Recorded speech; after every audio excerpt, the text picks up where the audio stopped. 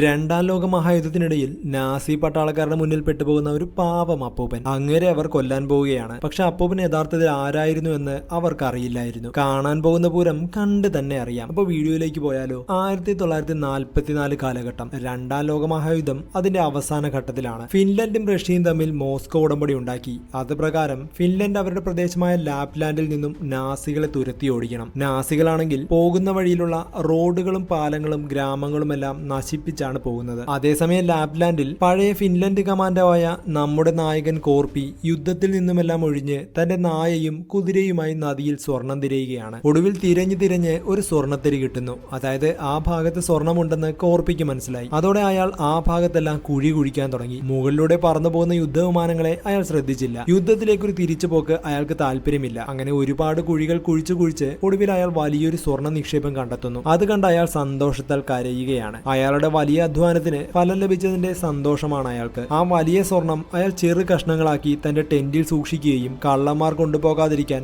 രാത്രി മുഴുവൻ അതിന് കാവലിരിക്കുകയും ചെയ്തു. രാവിലെ സ്വർണമെല്ലാം ഒരു ബാഗിലാക്കി തന്റെ കുതിരപ്പുറത്ത് അയാൾ യാത്ര തുടങ്ങി. കോർപ്പിയുടെ സന്തത സഹചാരിയായ പട്ടി തൊട്ടു പിന്നാലെ ഉണ്ടായിരുന്നു. കുറെ ദൂരം മുന്നോട്ട് പോയി കഴിഞ്ഞപ്പോൾ ജനറൽ ബ്രൂണോയുടെ നേതൃത്വത്തിലുള്ള ഒരു കൂട്ടം ജർമ്മൻ സൈനികരെ കോർപ്പി കാണുന്നു. ആ ടീമിനൊപ്പം ഒരു വലിയ ടാങ്കും കൂടാതെ ഒരു ട്രക്ക് മുഴുവൻ തട്ടിക്കൊണ്ടുവന്ന പെൺകുട്ടികളും ഉണ്ടായിരുന്നു. കോർപ്പിയാണെങ്കിൽ ഒരു കൂസലുമില്ലാതെ കുതിരപ്പുറത്ത് പോവുകയാണ്. ബ്രൂണോയെ ചുമ്മാ ഒന്ന് നോക്കി, അത്രമാത്രം. ബ്രൂണോയും കോർപ്പിയെ നോക്കുന്നുണ്ട്. സൈനികരുടെ കൂട്ടത്തിലുണ്ടായിരുന്ന ഒരാൾ കോർപ്പിയെ വെടിവെക്കുവാനായി തോക്ക് ചൂണ്ടുന്നു. അയാൾ മരണത്തിലേക്ക് തന്നെയാണ് പോകുന്നതെന്ന് പറഞ്ഞുകൊണ്ട് ബ്രൂണോ അയാളെ തടഞ്ഞു. കോർപ്പി മുന്നോട്ട് പോയിക്കൊണ്ടിരിക്കുമ്പോൾ നാസികൾ കൊന്നിട്ടിരിക്കുന്ന ആളുകളുടെ ശവശരീരങ്ങൾ വഴിയിലുടനീളം കണ്ടു. പക്ഷേ കോർപ്പിയുടെ മനസ്സിനെ അതൊന്നും ഉലച്ചില്ല. അങ്ങനെ മുന്നോട്ട് പോയിക്കൊണ്ടിരുന്നപ്പോൾ ഒരു ട്രക്കിലിരിക്കുന്ന 4 സൈനികരെ അയാൾ കണ്ടുമുട്ടി. അവർ കോർപ്പിയോട് കുതിരപ്പുറത്തു നിന്നും ഇറങ്ങാൻ ആവശ്യപ്പെട്ടു. അവർ കോർപ്പിയുടെ ബാഗും അതിലിരിക്കുന്ന സ്വർണവും കാണുന്നു. പിന്നെ പറയണോ, ആ സ്വർണം അവർ കൈക്കലാക്കുന്നു. ഇത് കണ്ട കോർപ്പി ചിന്തിക്കാൻ തുടങ്ങി. അയാൾക്ക് ദേഷ്യം വന്നു. കാരണം അത്രയധികം അധ്വാനിച്ചിട്ടാണ് കോർപ്പി ആ സ്വർണം കണ്ടെത്തിയത്. അയാൾ തന്റെ നായയോട്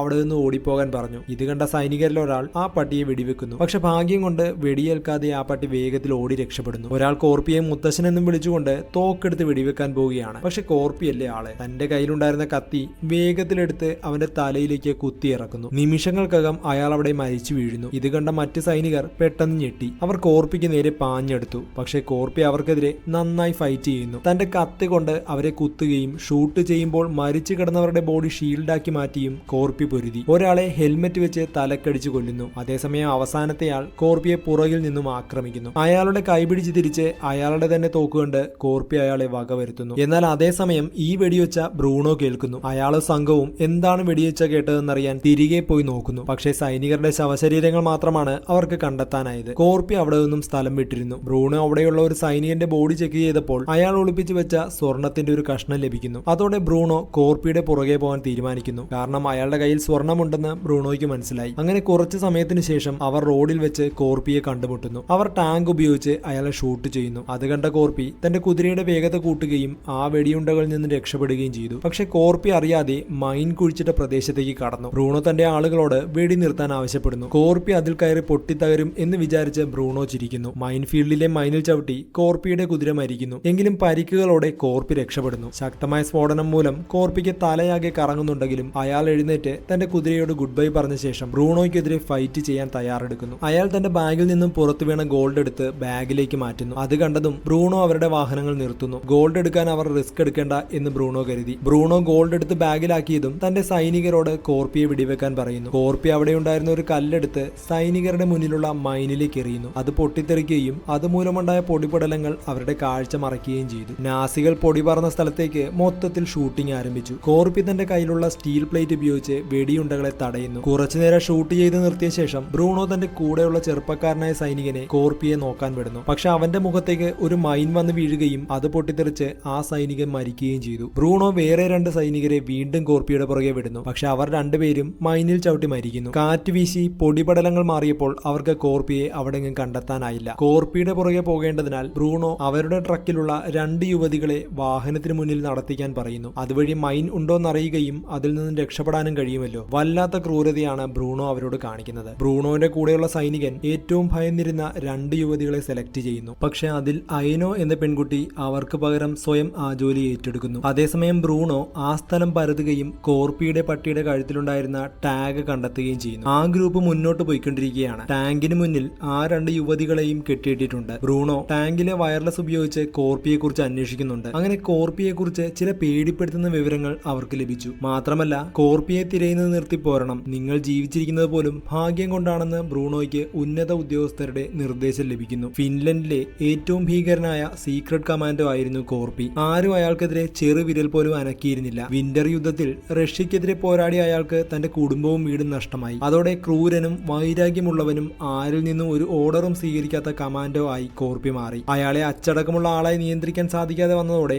റഷ്യൻ പെട്രോളിനെ നശിപ്പിക്കാൻ കോർപ്പിയുടെ ഇഷ്ടത്തിന് വിട്ടിരിക്കുകയായിരുന്നു ഫിൻലൻഡ് ഗവൺമെന്റ്. ആരെയും പേടിപ്പെടുത്തുന്ന ഒരു ഒറ്റയാൻ കൊലയാളിയായി കോർപ്പി മാറി. 300-ലധികം റഷ്യൻ സൈനികരെ കോർപ്പി കൊന്നിട്ടുണ്ടാകുമെന്നാണ് ഏകദേശ കണക്ക്. അവർ കോർപ്പിയെ വിളിക്കുന്നത് മരണമില്ലാത്തവൻ എന്നാണ്. അത്രയ്ക്ക് ഭയങ്കരനാണ് കോർപ്പി. പക്ഷെ ഇതൊന്നും ബ്രൂണോയെ ഭയപ്പെടുത്തിയില്ല. ബ്രൂണോ കോർപ്പിയെ തിരയാൻ തന്നെ തീരുമാനിച്ചിരിക്കുകയാണ്. പണിഷ്മെന്റിൽ നിന്നും രക്ഷപ്പെടാൻ ബ്രൂണോയ്ക്ക് കോർപ്പിയുടെ കയ്യിലുള്ള സ്വർണം വേണം. കാരണം നാസികൾ യുദ്ധത്തിൽ തോറ്റുകൊണ്ടിരിക്കുകയാണ്. കോർപ്പി മുന്നോട്ട് പോയിക്കൊണ്ടിരിക്കുകയാണ്. പോകുന്ന വഴിയിൽ അയാൾ ഒരു കത്തിക്കരിഞ്ഞ കാറും അതിനുള്ളിൽ ഒരു ശവശരീരവും കാണുന്നു. അതൊരു മറയാക്കി വാഹനത്തിന്റെ ഒരു വശത്തിരുന്നുകൊണ്ട് അയാൾ തന്റെ ശരീരത്തിലെ മുറിവുകൾ ശുശ്രൂഷിച്ചു. ശരീരത്തിലെ ബുള്ളറ്റുകൾ കത്തി കൊണ്ട് എടുത്തു കളഞ്ഞ ശേഷം മുറിവിൽ കരി തേച്ച് പിടിപ്പിക്കുന്നു. പെട്ടെന്ന് അയാളുടെ പട്ടി അങ്ങോട്ടേക്ക് വരുന്നു. ആ പട്ടി ദൂരെ നിന്നും തന്റെ യജമാനെ സ്നേഹത്തോടെ നോക്കുന്നുണ്ട്. ക്ഷീണവും വേദനയും മൂലം കോർപ്പി പതുക്കെ ഉറക്കത്തിലേക്ക് വീഴുന്നു. കുറച്ച് മണിക്കൂറുകൾക്ക് ശേഷം എന്തോ ശബ്ദം കേട്ട് കോർപ്പി ഞെട്ടി ഉണരുന്നു. അതായത് നമ്മുടെ ബ്രൂണോയും കൂട്ടരും അങ്ങോട്ടേക്ക് എത്തി. കോർപ്പിയുടെ മണം പിടിക്കാൻ അവരുടെ കൂടെ ഒരു പട്ടിയുമുണ്ട്. പട്ടി തന്റെ പുറകെയാണെന്ന് കോർപ്പിക്ക് മനസ്സിലായി. കോർപ്പി കത്തിക്കരിഞ്ഞ ആ ട്രക്കിന് അടിയിലേക്ക് ഒളിക്കുന്നു. നാസികൾ അതിലേക്ക് കടന്നു പോകുന്നത് കോർപ്പി വീക്ഷിച്ചു. അവസാന ട്രക്ക് വന്നതും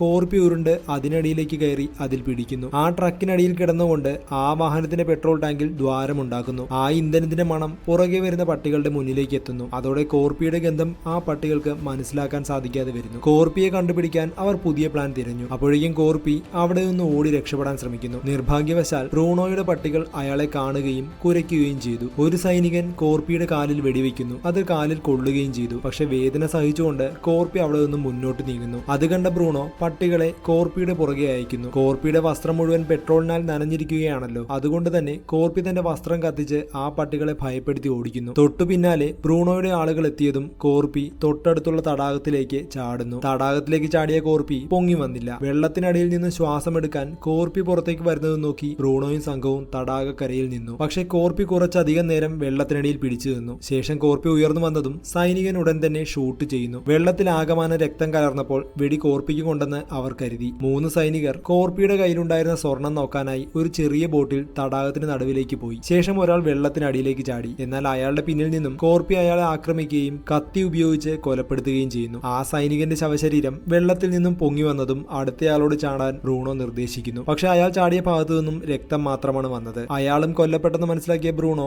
അടുത്തയാളോടും ചാടാൻ പറയുന്നു. എന്നാൽ 2 പേരുടെ ജീവൻ കോർപ്പി മൂലം നഷ്ടപ്പെട്ടത് കണ്ട് ഭയന്ന് വിറങ്ങലിച്ച അയാൾ ബ്രൂണോ പറഞ്ഞത് കേൾക്കാതെ തടാകത്തിന്റെ മറുവശത്തേക്ക് വള്ളം തുഴഞ്ഞു. പക്ഷെ അത് കണ്ട ബ്രൂണോ തന്റെ സൈനികനെ തന്നെ വെടിവെക്കാൻ കൂട്ടാളിയോട് പറയുന്നു. അങ്ങനെ വുൾഫ് എന്ന് വെളിപ്പേരുള്ള ബ്രൂണോയുടെ വിശ്വസ്തൻ അയാളെ വെടിവെച്ച് കൊല്ലുന്നു. കൊല്ലപ്പെട്ട സൈനികന്റെ ശവശരീരം മറയാക്കി കോർപ്പി അവിടെ നിന്നും രക്ഷപ്പെടുന്നു. ബ്രൂണോയുടെ ആളുകൾ വെടിവെച്ചെങ്കിലും കോർപ്പിയെ ഒന്നും ചെയ്യാനായില്ല. അപ്പോഴേക്കും കോർപ്പിയുടെ നായ അങ്ങോട്ടേക്ക് വരികയും തന്റെ യജമാനന്റെ അടുത്തേക്ക് പോകാൻ കഴിയാതെ കരഞ്ഞുകൊണ്ട് നിൽക്കുകയും ചെയ്യുന്നു. പട്ടിയുടെ അടുത്തെത്തിയ ബ്രൂണോ അടുത്ത പ്ലാൻ തയ്യാറാക്കി. മണിക്കൂറുകളുടെ നടത്തത്തിന് ശേഷം അടുത്തുള്ള ടൗണിലേക്ക് കോർപ്പി എത്തി. പക്ഷെ അവിടെ മുഴുവൻ കത്തിയെരിയുന്നത് കണ്ട കോർപ്പിയുടെ ഉള്ളു പിടഞ്ഞു. വളരെ ക്ഷീണിതനായതിനാൽ തകർന്നു കിടക്കുന്ന ഒരു ഗ്യാസ് സ്റ്റേഷനിൽ റെസ്റ്റ് എടുക്കാൻ കോർപ്പി തീരുമാനിക്കുന്നു. കാലിൽ കടുത്ത വേദനയുണ്ടായിരുന്നുവെങ്കിലും അയാൾ ഉറങ്ങാൻ ശ്രമിച്ചു. തന്റെ കുടുംബത്തെ നഷ്ടപ്പെട്ട ദിവസത്തെ ഓർമ്മകൾ അയാളെ അലട്ടുന്നുണ്ടായിരുന്നു. ഒരുവിധം ഉറങ്ങി വന്നതും ഒരു പട്ടിയുടെ കുര കേട്ട് അയാൾ ഞെട്ടി ഉണരുന്നു. തന്റെ പട്ടിയെ തിരിച്ചറിഞ്ഞ കോർപ്പി അതിനെ നോക്കാനായി പുറത്തേക്ക് വന്നു. അയാളുടെ പട്ടി അങ്ങോട്ടേക്ക് ഓടി വന്നു. പക്ഷെ അതിന്റെ ശരീരത്തിൽ ഒരു ബോംബ് ഘടിപ്പിച്ചിട്ടുണ്ടായിരുന്നു. കോർപ്പി പെട്ടെന്ന് അത് ഊരി വലിച്ചെറിഞ്ഞു. പക്ഷേ തൊട്ടടുത്ത് വെച്ച് തന്നെ അത് പൊട്ടിത്തെറിച്ചു.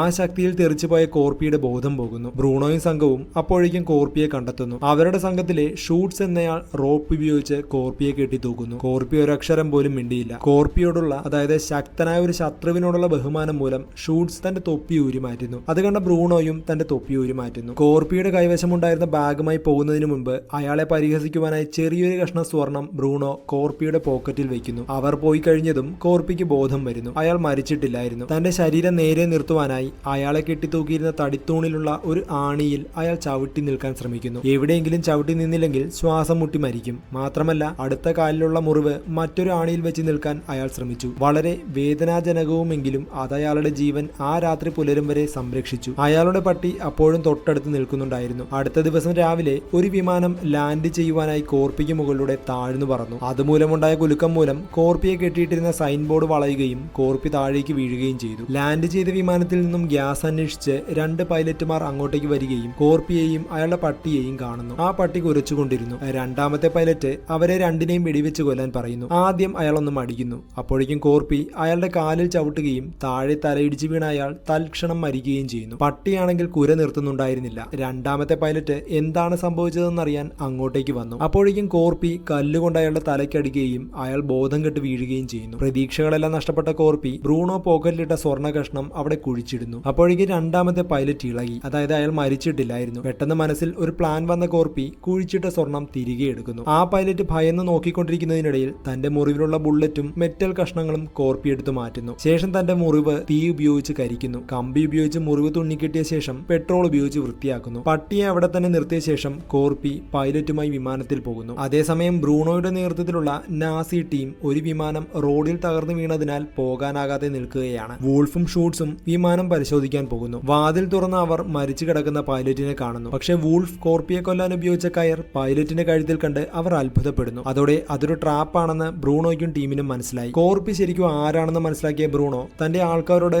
ഉടനെ ഇവിടെ നിന്നും പോകാൻ ആവശ്യപ്പെടുന്നു. 2 സൈനികർ സ്ത്രീകളെ പൂട്ടിയിട്ടിരിക്കുന്ന ട്രക്കിലേക്ക് കയറി. എന്താണ് സംഭവിക്കുന്നത് എന്നതിനെ പറ്റിയുള്ള സൈനികരുടെ സംഭാഷണം കേട്ട ഐനോ ചിരിക്കുന്നു. 100 കണക്കിന് റഷ്യക്കാരെ കൊണ്ട് നടക്കാത്ത കാര്യം നിങ്ങൾക്ക് സാധിക്കില്ല എന്ന് ഐനോ അവരോട് പറയുന്നു. കോർപ്പി അനശ്വരനല്ല, പക്ഷെ അയാൾ മരിക്കാൻ ആഗ്രഹിക്കുന്നില്ല. ഫിന്നിഷ് ഭാഷയിൽ സിസു എന്നാണ് അവർ അയാളെ വിളിക്കുന്നത്. അസാമാന്യ ധൈര്യവും ഒരു കാര്യം ചെയ്യണമെന്ന് വിചാരിച്ചാൽ അതെങ്ങനെയും നടത്തുന്നവരുമാണ് അവർ. കോർപ്പി ഒരിക്കലും വിട്ടുകൊടുക്കില്ല. അതുകൊണ്ട് തന്നെ നിങ്ങളെല്ലാം ഉടനെ മരിക്കുമെന്ന് ഐനോ പറയുന്നു. പെട്ടെന്ന് അവരുടെ അടുത്തിരുന്ന ഒരു സൈനികൻ മരിച്ചു വീഴുന്നു. അടുത്ത സൈനികൻ പുറത്തേക്ക് നോക്കിയതും അയാളെ ട്രക്കിൽ നിന്നും കോർപ്പി വലിച്ചു പുറത്ത് റോഡിലേക്ക് ഇടുന്നു. പുറകെ വന്നുകൊണ്ടിരുന്ന ടാങ്ക് കയറി അയാൾ തൽക്ഷണം മരിക്കുന്നു. മരിച്ചു കിടക്കുന്ന സൈനികന്റെ കയ്യിൽ നിന്നും ആയുധങ്ങൾ എടുക്കാൻ ഐനോ ശ്രമിക്കുന്നു. അപ്പോഴേക്കും കോർപ്പി അകത്തേക്ക് കയറുകയും ആ ആയുധങ്ങൾ എടുക്കുകയും ചെയ്യുന്നു. പക്ഷെ ഐനോയും കൂട്ടരും നിരപരാധികളാണെന്ന് മനസ്സിലാക്കിയ കോർപ്പി ആ ആയുധങ്ങൾ അവർക്ക് നൽകുന്നു. ശേഷം ട്രക്കിന് മുകളിലേക്ക് കയറിയ കോർപ്പി റൂഫിന് മുകളിലെത്തി ഡ്രൈവറിനെ കൊല്ലുന്നു. അതിനുശേഷം അയാളുടെ ബോഡി പുറത്തേക്ക് ഇടുന്നു. ഐനോ വാഹനത്തിന്റെ നിയന്ത്രണം ഏറ്റെടുക്കുന്നു. ശേഷം ആ ട്രക്ക് ടാങ്കിന് സമീപത്തേക്ക് കൊണ്ടുപോകുന്നു. കോർപ്പി ആ ടാങ്കിന് മുകളിലേക്ക് വേഗത്തിൽ ചാടിക്കയറുന്നു. ടാങ്കിലുള്ളവർക്ക് സംശയം തോന്നിയപ്പോഴേക്കും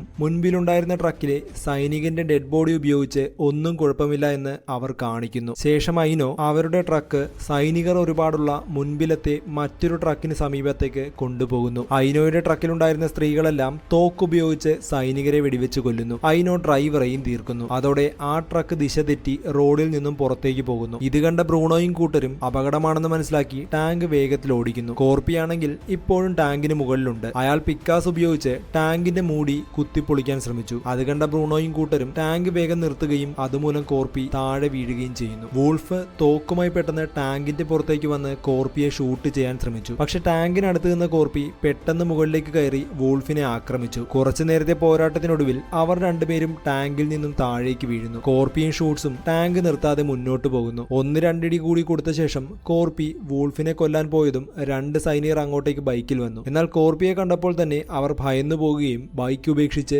ഓടിപ്പോവുകയും ചെയ്യുന്നു. കോർപ്പി ആ ബൈക്കിൽ കയറി ടാങ്കിന് പുറകെ ബ്രൂണോയെ തീർക്കാനായി പോകുന്നു. താൻ രക്ഷപ്പെട്ടെന്ന് വൂൾഫ് കരുതുന്നു. എന്നാൽ അടുത്ത സീനിൽ കാണിക്കുന്നത് ബ്രൂണോയും കൂട്ടരും ബലമായി പിടിച്ചു വെച്ചിരുന്ന ട്രക്കിലുണ്ടായിരുന്ന സ്ത്രീകൾ പകരം വീട്ടാൻ തോക്കുമായി വൂൾഫിന്റെ അടുക്കിലേക്ക് വരുന്നതാണ്. ടാങ്ക് അതേസമയം ഒരു വിമാനത്തിനരികിൽ വന്ന് നിൽക്കുന്നു. പക്ഷെ ആ വിമാനത്തിൽ ഒരാളെ മാത്രമേ ആ പൈലറ്റിനൊപ്പം കൂട്ടാൻ പറ്റൂ. ബ്രൂണോയല്ലേ ആള്. അയാൾ കൂടെ ഉണ്ടായിരുന്ന ഷൂട്ട്സിനെ വെടിവെച്ച് കൊല്ലുന്നു. ശേഷം പൈലറ്റും ബ്രൂണോയും വിമാനത്തിൽ കയറി രക്ഷപ്പെടുന്നു. റൺവേയിൽ ഓടിക്കൊണ്ടിരുന്ന വിമാനത്തിന് മുന്നിലേക്ക് ബൈക്കിലെത്തിയ കോർപ്പി ഷൂട്ട് ചെയ്യുന്നു. പക്ഷെ വിമാനം പറന്നു പോകുന്നതിന് മുൻപ് അതിന്റെ വിൻഡോയ്ക്ക് കേടുപാടുകൾ വരുത്തുവാനേ കോർപ്പിക്ക് കഴിഞ്ഞുള്ളൂ. അതുകൊണ്ട് തന്നെ വിമാനത്തിന്റെ അടിയിലേക്ക് ബൈക്ക് ഓടിച്ച കോർപ്പി പിക്കാസ് ഉപയോഗിച്ച് വിമാനത്തിനടിയിൽ കയറി പറ്റുന്നു. ബ്രൂണോ താഴേക്ക് നോക്കുമ്പോഴേക്ക് ബൈക്ക് ഓടിപ്പോകുന്നത് കാണുന്നു. മുകളിൽ നിന്നും നോക്കുമ്പോൾ കാഴ്ച അത്ര വ്യക്തമല്ലാത്തതിനാൽ കോർപ്പിക്ക് വിമാനത്തിൽ കയറാൻ പറ്റിയില്ല എന്ന് ബ്രൂണോ കരുതുന്നു. പക്ഷെ ശരിക്കും ബൈക്കിൽ ആരുമില്ലായിരുന്നു. പിക്കാസ് ഉപയോഗിച്ച് വിമാനത്തിനടിയിൽ പിടിച്ചു കിടക്കുകയായിരുന്നു കോർപ്പി. അവിടെ നിന്നും വിമാനത്തിന്റെ പുറകിലേക്ക് പോകാൻ ശ്രമിച്ച കോർപ്പിക്ക് ഭാഗ്യത്തിന് പുറകിലത്തെ വീലിൽ പിടുത്തം കിട്ടുന്നു. ശേഷം പിക്കാസ് ഉപയോഗിച്ച്